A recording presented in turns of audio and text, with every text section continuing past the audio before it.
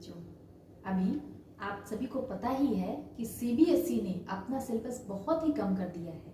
इससे हम सभी के बहुत मजे हो गए हैं, क्योंकि हमें उतने ही समय में कम सिलेबस पढ़ना पड़ेगा और इसलिए ज्यादा अंक आने की पूरी संभावना है। और साथ ही साथ हमें स्कूल जाने आने का भी टाइम बचा, यानी कि बहुत सारे अंक लेने की, यानी कि मार्क्स लेने की पूरी पॉसिबिलिटीज हमारे पास है। और साथ ही साथ हम लोग अपना ये बचा हुआ टाइम किसी भी तरह से एंजॉय करके खर्च कर सकते हैं। लेकिन बेटा, अपने लेवल पर मैं आप सभी को एक बहुत ही जरूरी बात कहना चाहती हूँ, संदेश देना चाहती हूँ कि आप सभी जो भी ओरिजिनल सिलेबस था उसे जरूर पढ़िएगा, क्योंकि वो सब कनेक्टिंग लिंक के साथ था।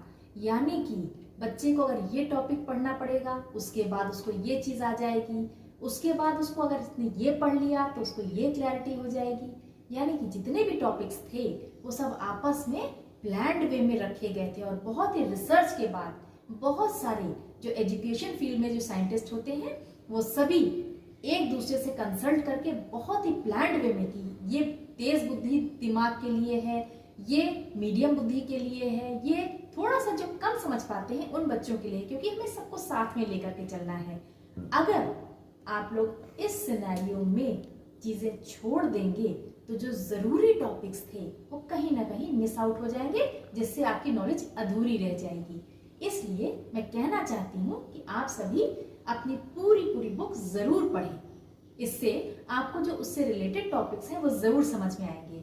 अब इसमें एक खास बात जो मैं बताना चाहती हूँ वो ये है कि जब आपका एग्जाम हो, यानी कि इम्तिहान की आप तैयारी कर रहे हो, तब आप केवल जो प्रेस्क्राइब्ड सिलेबस है, यानी कि सीबीएसई ने जो कम करके वापस से रखा है, उसी को ही केवल पढ़ने का प्रयास करेंगे, ताकि आपको अच्छे अंक भी मिल जाए और साथ ही साथ साल भर किए गए प्रयास से आपको नॉलेज भी मिल जाए। चलिए समझते हैं आखिर नॉलेज इतनी जरूरी क्यों है। नॉलेज यानी कि ज्ञान कई वर्षों के, कई लोगों के, कई विद्वानों के, अलग अलग संस्कृतियों से बहुत तरीके के लोगों के एक्सपीरियंसेस, पर्सनल एक्सपीरियंसेस, एक्सपेरिमेंट्स के साथ आता है, यानी कि उनके निजी तजुर्बों से आती है। और ये हम लोगों को सिर्फ एक छोटी सी किताब में निचोड़ करके दे दी जाती है। आप इसको इस तरीके से समझ सकते हैं कि जो चीज हम लोग अपने पूरे जीवन काल में कितनी भी मेहनत करके नहीं समझ सकते हैं, वो हमको एक छोटी सी किताब में छोटे छोटे टॉपिक्स में दे दी जाती है। और नॉलेज यानी कि ज्ञान कभी भी खराब नहीं होता, वेस्ट नहीं होता, हमेशा आपके कहीं ना कहीं किसी न किसी चीज में काम आ जाता है। कभी कभी आपको लगता है मैं हिस्ट्री क्यों पढूं, मैं पोइट्री क्यों पढूं, मेरे कभी नहीं काम आना, लेकिन आपको पता नहीं चलता, ये आपकी पर्सनैलिटी का हिस्सा बन जाते हैं और आप उसी नजरिए से दुनिया को देखने लगते हैं। और इस तरीके से ये कभी भी वेस्ट नहीं होता, आपके व्यक्तित्व में कहीं ना कहीं जाकर रच बस जाती है। तीसरा हम लोग देखते हैं कि नॉलेज इज नेवर कंप्लीट, ये कभी भी कंप्लीट नहीं होती है, पूरी नहीं होती है। आप जितना भी पढ़ते जाएंगे आपको कुछ ना कुछ नया मिलता जाएगा।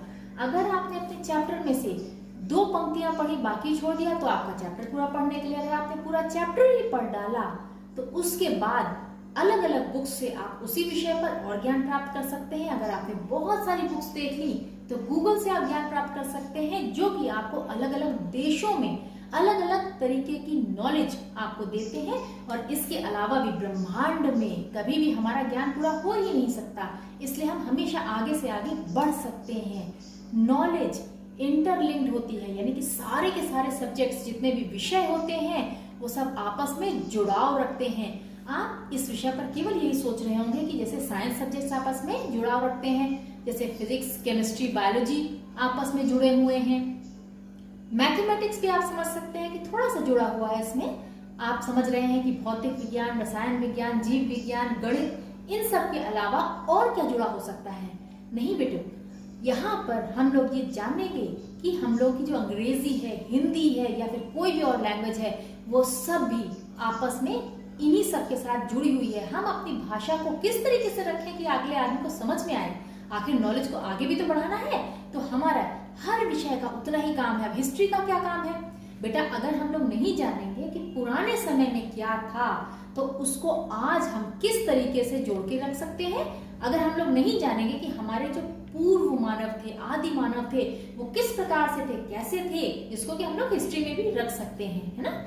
उसको अगर हम लोग नहीं जानेंगे, या फिर हमारे राजाओं ने किस तरह से लड़ाई किया, किस तरह से अपने आप को डेवलप किया, तो आज जो चीजें हो रही हैं हम कैसे समझेंगे। जो आपके सिविक्स है, आपका जो भी है, ज्योग्राफी है, ज्योग्राफी मतलब आपको जो भूविज्ञान, आप अपने अगल बगल जो पृथ्वी देख रहे हैं उसमें कहाँ क्या चीज कैसी है, उसी के हिसाब से तो आपके खान पान या फिर आपके पहनावा ओढ़ावा बनता है, आपके कल्चर बनते हैं। तो यानी कि सारी की सारी नॉलेज इंटरलिंक्ड है, आपस में जुड़ी हुई है, और इसमें कोई भी सब्जेक्ट, किसी भी तरह का सब्जेक्ट, अगर आपको विषय कोई भी हो, आपस में सब जुड़ाव रखते हैं। इसलिए कोई भी टॉपिक अगर आप छोड़ेंगे तो बेटा इसमें आपको इंटरलिंक करने में दिक्कत हो सकती है।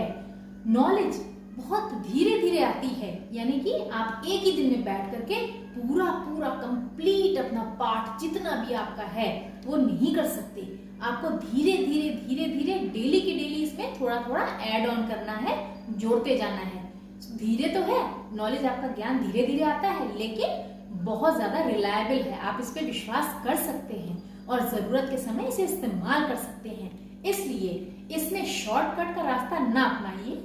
आप लोगों के व्यक्तित्व निर्माण से लेकर के आपके देश के उन्नति तक, और साथ ही साथ आपके समाज, आपके परिवार में आपके सपोर्ट सिस्टम तक, सब कुछ बेटा आपके ऊपर ही निर्भर करता है।